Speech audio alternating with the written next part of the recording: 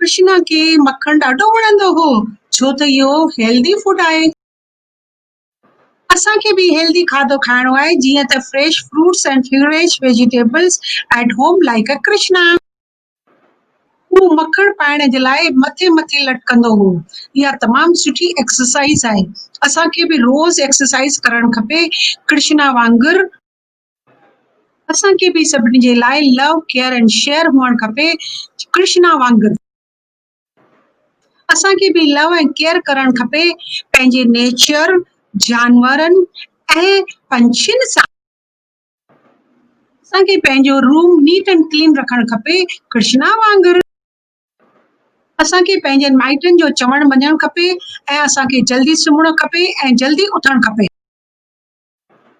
असांखे पंहिंजे माइटनि जो रेस्पेक्ट ऐं ओबे करणो आहे।